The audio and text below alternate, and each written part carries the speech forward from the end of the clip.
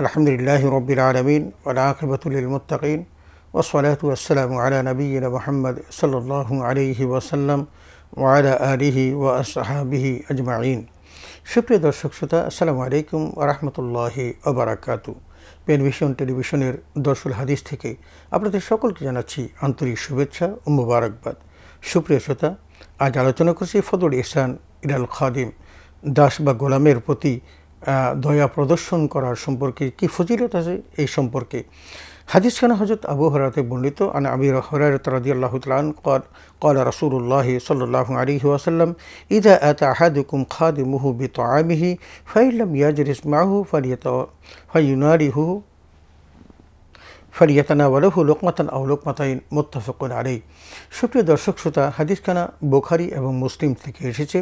যে হাদিসখানা বুখারী এবং মুসলিম বর্ণনা করেন সে হাদিসখানা অত্যন্ত গুরুত্বপূর্ণ, অবশ্যই মনে করতে হবে। এখানে হযরত আবু হুরায়রা বর্ণিত হাদিস, রাসূল আকরাম সাল্লাল্লাহু আলাইহি ওয়াসাল্লাম বলছেন, তোমাদের কোনো খাদিম যখন তার খানা নিয়ে আসে তখন তাকে যদি সাথে না বসাও তাহলে সে যেন তাকে এক লোকমা অথবা দুই লোকমা খাবার দেয়। বুখারী ও মুসলিম। সুপ্রিয় শ্রোতা, এখানে খাদেমের প্রতি যথাযথ সম্মান প্রদর্শনের কথা বলা হয়েছে, কারণ খাদেম আমাদের প্রত্যেকের বাড়িতেই আছে এবং তাদের কাছ থেকে আমরা অনেক রকমের উপকার পেয়ে থাকি এবং আমাদের সংসার জীবনের অনেক বড় বড় কাজগুলো তারা করে থাকেন, অথচ তাদের প্রতি আমাদের দয়া, মায়া, মমতা, ভালোবাসা যতটুকু থাকা দরকার ছিল ততটুকু আমরা করি না। বিশেষ করে আমাদের বাড়িতে যে সমস্ত খাদেমরা থাকেন, গোলামরা থাকেন, চাকর বাকর থাকেন, তাদের সাথে আমরা রুষ্ট আচরণ করি, অথচ রাসূল আকরাম সাল্লাল্লাহু আলাইহি ওয়াসাল্লামের জীবনে আমরা দেখেছি তিনি তার গোলামদের সাথে কিরূপ আচরণ করেছেন। সেটাই কিন্তু আমাদের জন্য অনুসরণীয় ছিল, অনুকরণীয় ছিল।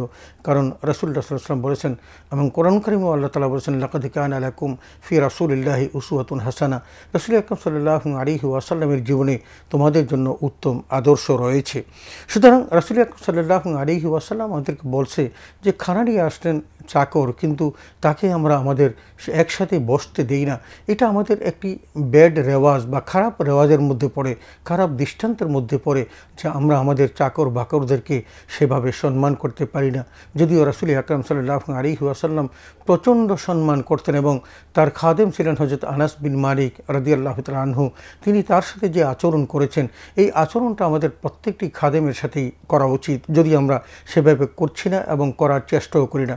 রাসূল সাল্লাল্লাহু আলাইহি ওয়াসাল্লাম বলছেন, উচিত তো হলো তাকে সাথে বসিয়ে খাওয়ানো। আমাদের একই টেবিলে বসে মালিক, মনিব এবং চাকর খেয়েছেন এই দৃষ্টান্তটা খুব কম। যদি কোনো পরিবারে সেটা থেকে থাকে সেটা অত্যন্ত মূল্যবান এবং অত্যন্ত প্রয়োজনীয় একটা আমল। যদি সে আমলটা করা যায় তাহলে আল্লাহ রাব্বুল আলামিনও খুশি হন। রাসূল বলছেন, তুমি যদি তাকে তোমার সাথে বসাতে না পারো তাহলে তুমি তাকে এক লোকমা অথবা দু লোকমা খাবার খাইয়ে দাও। তার মানে সেই জন্য মন খারাপ না করে, কারণ আমাদের অনেকের ঘরে দেখা যায় যে আমরা চাকরদের জন্য একরকম খানা পাক করি এবং মনিব যারা বাড়িতে আর যারা আছে তাদের জন্য অন্যরকম খানা পাক করানো হয়। এটা অত্যন্ত গর্হিত কাজ। এই জন্য আমাদের কী কী আচরণ করা উচিত আল্লাহ রাব্বুল আলামিন আমাদেরকে যেমন বলেছেন, ঠিক তেমনি রাসূল আকরাম সাল্লাল্লাহু আলাইহি ওয়াসাল্লামও আমাদেরকে বলেছেন যে এই খাদেমরা হলো তোমাদের ভাই। বলছেন, হুম ইখারুকুম জাআলাল্লাহু তাহতা আইদিকুম ফামান জাআলা তাহতা ইয়াদিহি ফালিয়ুতইমহু মিম্মা ইয়াকুলু ওয়ালিয়ালবিসুহু মিম্মা ইয়ালবিসু। রাসূল আকরাম সাল্লাল্লাহু আলাইহি ওয়াসাল্লাম একদম দৃষ্টান্ত দিয়ে বলছেন যে এই চাকর বাকর বা খাদেম খুদ্দামরা হলো তোমাদের ভাই। যারা তোমাদের ভাই হিসাবে তোমাদের কাছে এসেছে তাহলে তোমরা তাদেরকে তোমরা নিজেরা যা খাবে তাদেরকেও তা খেতে দিবে, তোমরা যা পরবে তাদেরকেও তা পরতে দিবে। তার মানে খানা পিনার মধ্যে এবং পোশাক পরিচ্ছদের মধ্যে কোনো পার্থক্য করা যাবে না। এটাই তো রাসূল আকরাম সাল্লাল্লাহু আলাইহি ওয়াসাল্লাম হাদিসখানা থেকে আমাদেরকে সুস্পষ্ট বুঝিয়ে দিয়েছেন। অতএব আমাদের প্রত্যেকের মনে রাখতে হবে যে খাদেমের সাথে কীরূপ আচরণ করতে হবে এটা যেন আমরা মনে রাখি। একটি জিনিস দেখুন, রাসূল আকরাম সাল্লাল্লাহু আলাইহি ওয়াসাল্লাম মৃত্যুশয্যায় শায়িত এবং তিনি কিছুক্ষণ পর ইন্তেকাল করবেন। ঠিক সেই মুহূর্ত তার ওসিয়তের মধ্যে পড়ে এটা যে তিনি বলবেন, আসসালাত আসসালাত আসসালাত ওয়া মা মালাকাত আইমানুকুম।